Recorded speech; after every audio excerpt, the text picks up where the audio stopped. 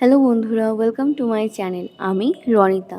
বন্ধুরা, আমি আজকে তোমাদের সঙ্গে শেয়ার করব শ্রী শ্রী রামকৃষ্ণ পরমহংসদেবের অমৃতবাণী। আজকে আমি তোমাদের সঙ্গে যে বিষয়ে বলবো, অর্থাৎ আমাদের আজকে কনসেপ্ট হলো বই পড়া জ্ঞান বা পাণ্ডিত্য।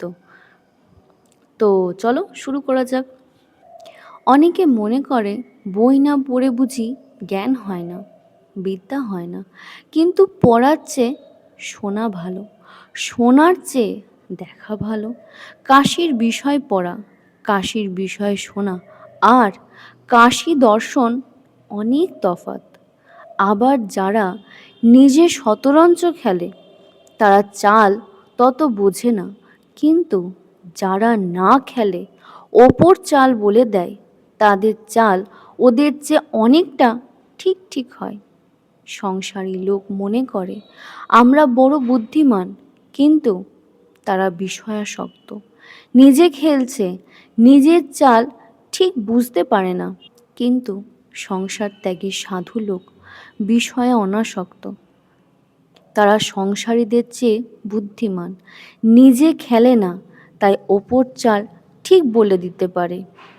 ডাক্তার বই পড়লে এ ব্যক্তির অর্থাৎ পরমহংসদেবের এত জ্ঞান হতো না। ঠাকুর শ্রী রামকৃষ্ণ পরমহংসদেব ডাক্তারের প্রতি বলছেন, যখন পঞ্চবটিতে মাটিতে পড়ে পড়ে মাকে ডাকতুম, আমি মাকে বলেছিলাম, মা আমায় দেখিয়ে দাও।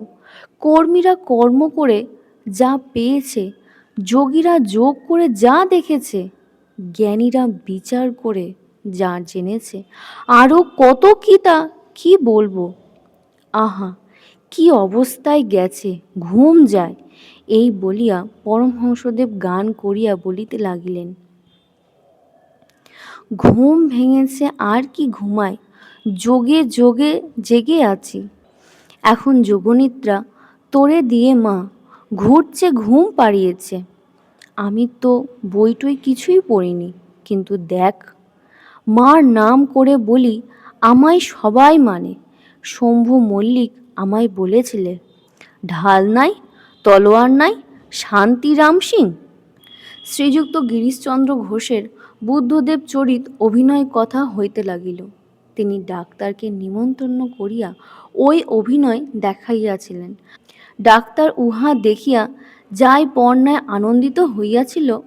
ডাক্তার গিরিশের প্রতি বলছেন, তুমি বড় বদলোক, আমায় কি রোজ থিয়েটারে যেতে হবে? ঠাকুর মাস্টারের প্রতি বলছে, কি বলছে আমি বুঝতে পারছি না। মাস্টার বলছে, ওর থিয়েটারে বড় ভালো লেগেছে। ঠাকুর ঈশানের প্রতি বলছে, তুমি কিছু বললা না, এ অবতার মানছে না। ঈশান বলছে, আজ্ঞা, কি আর বিচার করব, বিচার আর ভালো লাগে না। ঠাকুর বিরক্তি ভরে বলছে, কেন, সঙ্গত কথা বলবে না? ঈশান ডাক্তারের প্রতি বলছে, অহংকারের দরুন আমাদের বিশ্বাস কম। কাক ভূষণ্ডী রামচন্দ্রকে প্রথমে অবতার বলে মানে নাই, শেষে যখন চন্দ্রলোক, দেবলোক, কৈলাস ভ্রমণ করে দেখলে যে রামের হাত থেকে কোনো রূপেই নিস্তার নাই, তখন নিজে ধরা দিলে, রামের শরণাগত হলো। রাম তখন তাকে ধরে মুখের ভিতর নিয়ে গিয়ে ফেললেন। ভূষণ্ডী তখন দেখে যে সে তার গাছে বসে রয়েছে।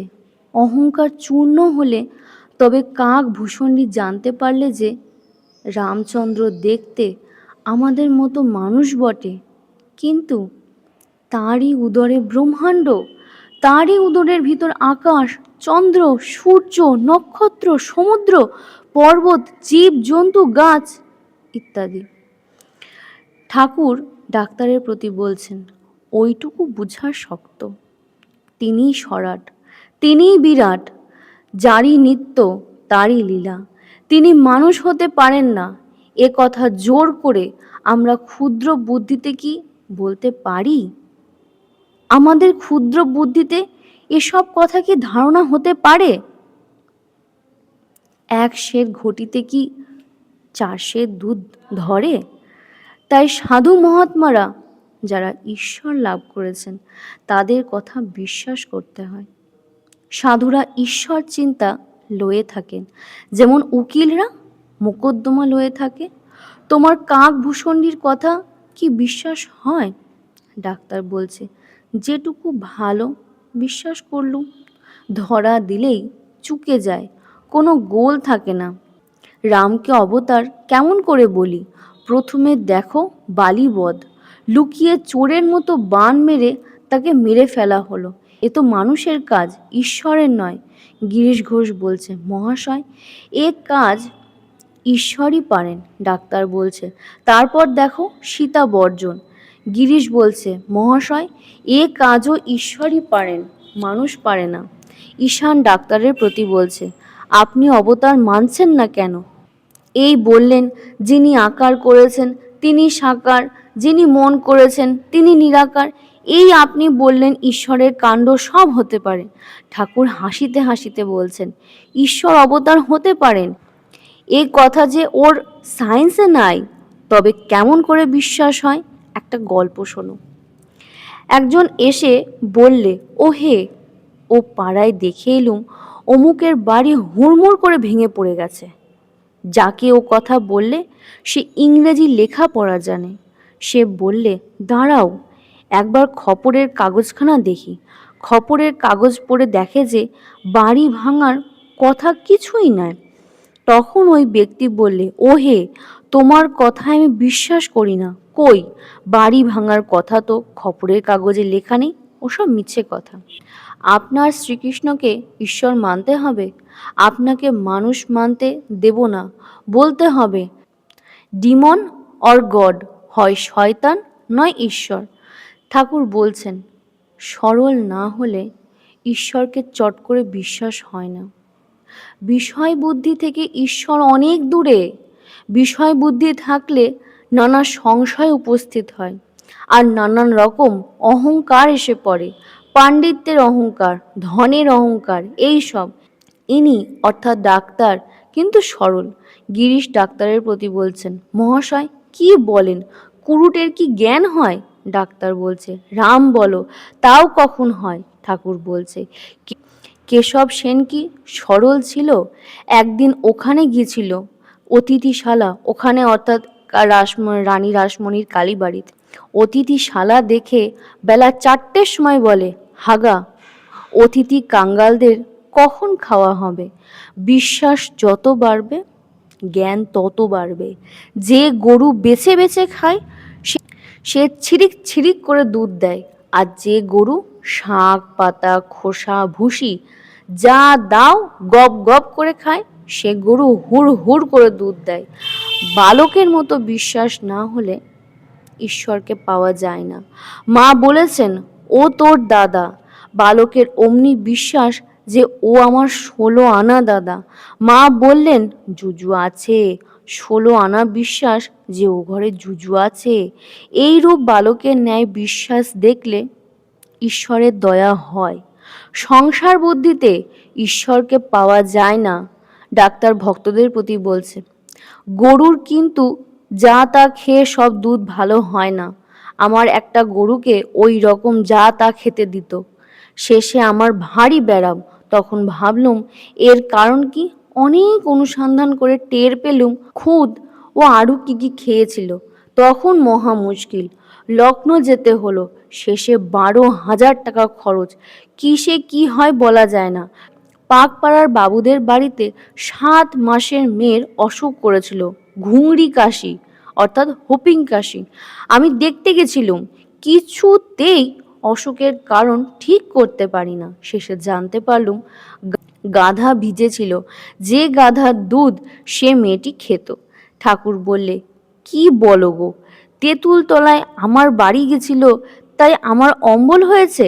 ডাক্তার হাসতে হাসতে বলছেন, জাহাজের ক্যাপ্টেনের বড় মাথা ধরেছিল। তার ডাক্তারেরা পরামর্শ করে জাহাজের গায়ে বেলেস্টারা লাগিয়ে দিল। ঠাকুর ডাক্তারের প্রতি বলছে, সাধুর সঙ্গ সর্বদাই দরকার। রোগ লেগেই আছে, সাধুরা যা বলে সেই রূপ করতে হয়। শুধু শুনলে কি হবে? ঔষধ খেতে হবে, আবার আহারের কট কেনা করতে হবে। পথ্যের দরকার। ডাক্তার পথ্যেই সারে। ঠাকুর বলছে, বৈদ্য 3 প্রকার। 1 উত্তম বৈদ্য, 2 মধ্যম বৈদ্য, 3 অধম বৈদ্য। যে বৈদ্য এসে নাড়ি টিপে ঔষধ খেয়েও হে এই কথা বলে চলে যায়, সে অধম বৈদ্য। রোগী খেলে কি না এ খবর সে লয় না। আর যে বৈদ্য রোগীকে ঔষধ খেতে অনেক করে বুঝায়, যে মিষ্টি কথাতে বলে, ও হে, ওষুধ না খেলে কেমন করে ভালো হবে, লক্ষ্মীটি খাও, আমি নিজে ঔষধ মেরে দিচ্ছি, খাও, সে মধ্যম বৈদ্য। আর যে বৈদ্য রোগী কোনো মতে খেলে না দেখে বুকে হাঁটু দিয়ে জোর করে ঔষধ খাইয়ে দেয়, সে উত্তম বৈদ্য। ডাক্তার বলছে, আবার এমন ঔষধ আছে যাতে বুকে হাঁটু দিতে হয় না, যেমন হোমিওপ্যাথিক। ঠাকুর বলছে, উত্তম বৈদ্য বুকে হাঁটু দিলে কোনো ভয় নয়। বৈদ্যের মতো আচার্যও 3 প্রকার। যিনি ধর্ম উপদেশ দিয়ে শিষ্যদের কোনো খবর লন না, তিনি অধম আচার্য। যিনি শিষ্যদের মঙ্গলের জন্য তাদের বারবার বোঝান, যাতে উপদেশগুলি ধারণা করতে পারে, অনেক অনুনয় বিনয় করেন, ভালোবাসা দেখান, তিনি মধ্যম আচার্য। আর যখন শিষ্যরা কোনো মতে শুনছে না দেখে কোনো আচার্য জোর পর্যন্ত করেন, তাকে বলে উত্তম আচার্য। আজকের ভিডিওটা এই পর্যন্তই। তোমাদের ভিডিও কেমন লাগলো আমাকে অবশ্যই জানাবে। আর যদি ভিডিও ভালো লেগে থাকে তাহলে চ্যানেল সাবস্ক্রাইব করবে, লাইক, শেয়ার আর কমেন্ট করতে ভুলবে না। আজকে এই পর্যন্তই, দেখা হচ্ছে নেক্সট ভিডিওতে।